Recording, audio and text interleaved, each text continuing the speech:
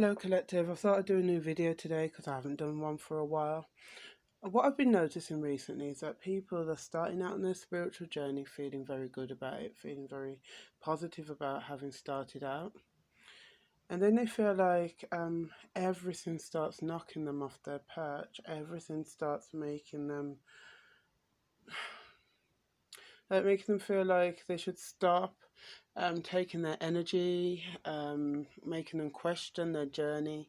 So I thought I'd talk about it today because I've mentioned in other videos before that say that when you're an empath, um, and very closely related to that is clairsentient. So if you're someone who's clairsentient as well, which is very feeling, so you feel things so you feel things about people, you pick up on vibrations, very much similar to empaths.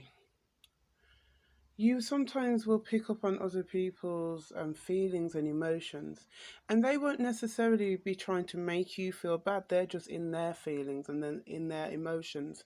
But because you're not protecting your energy enough, you will feel like affected by it. Now, some people have this idea that if you're an empath, by nature you should just keep yourself open, but that's damaging. All in the beginning, every empath does it, and even far into the journeys, we sometimes fall into the trap of being drawn into other people's vibration. But you've got to learn about when to hold your energy, when to give, and how much to give, but just protect that vibration. It's so important because then you can stay in a stable place rather than everyone's feelings affecting you. And in a year like this year, where there's a lot of fear and anger and resentment, if you are open to everyone's feelings all the time, it can get very draining. Because there's times I've left myself open this year and it's been draining, and I've been on and off this journey for a long time. So you've got to think firstly, are they trying to upset you? Is there a way of protecting yourself against them? Now, some people, a teacher that I used to have, and I've heard other people do this as well, will place people who seem to be draining their energy, bad for their energy. 1 minute, let me put my phone on do not disturb. They will place people on what they call a blanket of blue. So in your mind, you put the person on a blanket and send them away with love. This is just a way of gently stopping people's energy from affecting yours. It's kind of a gentle way of telling the universe, I don't really want to have much interaction with this person now. Some people use a technique called like a mirror, so you can envision that there's a mirror or around you facing outwards, around, or whatever way you want it to be, but it has to face outwards, so that whatever comes at you is reflected back to where it came from. People do things like visualizing themselves in a ball of light or a ball of gold, whatever. So you can do it to your whole house. Envision that it's protected. Using any type of visualization is very important. You can visualize many things that help you feel protected. You can use protective stones, things like obsidian and hematite. The dark stones, specifically the black ones, are usually good for protecting yourself against energy. Tiger's eye is a good protective stone as well. You just need to make sure that you are putting the intention to protect your energy out, because if you feel out of control and that your energy is being affected by other people, you're not in your highest, you're not in your power then. You are giving other people the responsibility for your happiness and your energy. And in that way, then you're almost not using any accountability for your own emotions and your own energy. And if you're not using accountability, then where's your power? And in spirituality, what you're supposed to be coming to understand is that you are the most important person in your universe. The inner you, your own power. That your world is your perception.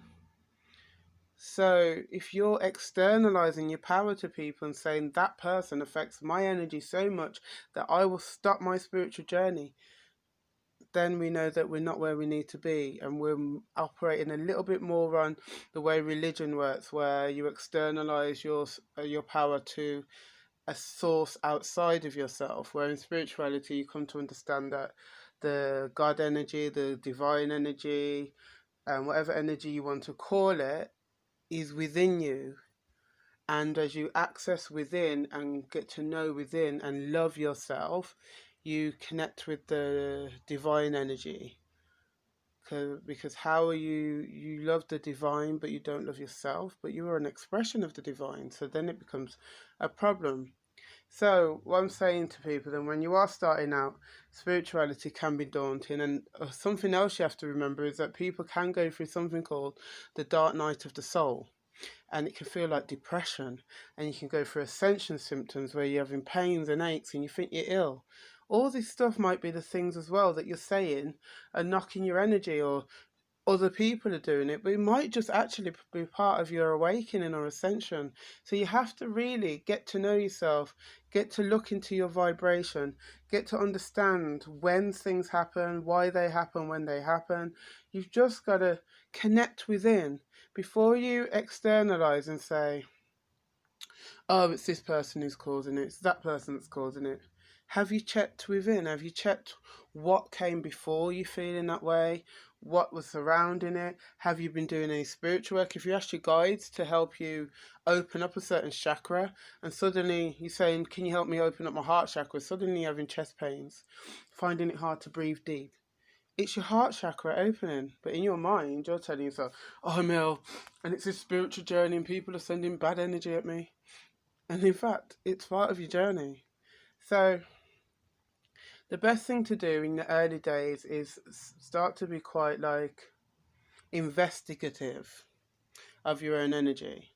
Start to sense your own energy, get to know it, because your energy centers, your chakras, your energetic body, everything, it's all as important a part of you as your physical being. In fact, your spirit lasts forever, your physical being, a temporary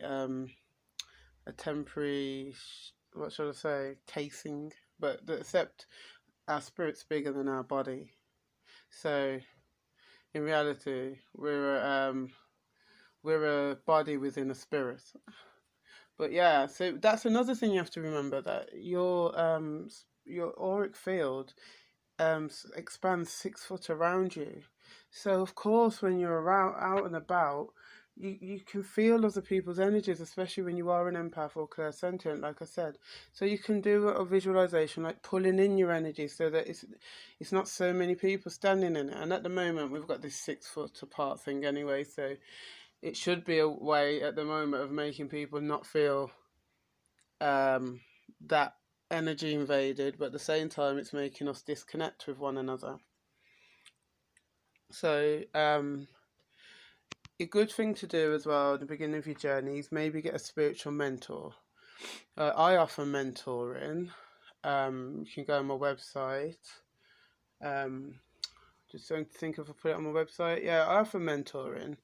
At the moment, that's like £50, and you get 2 hours on the phone, which you can talk to me, or you can use an hour talking on the phone and then use up an hour in one slot or separate slots to have access during using WhatsApp, or we can do Zoom mentoring. If we set up something that's more of a regular mentoring, it'd be a lot lower cost per week, but you pay for a block. And then I've got a friend who's doing mentoring, but in a group sense, a few people on WhatsApp.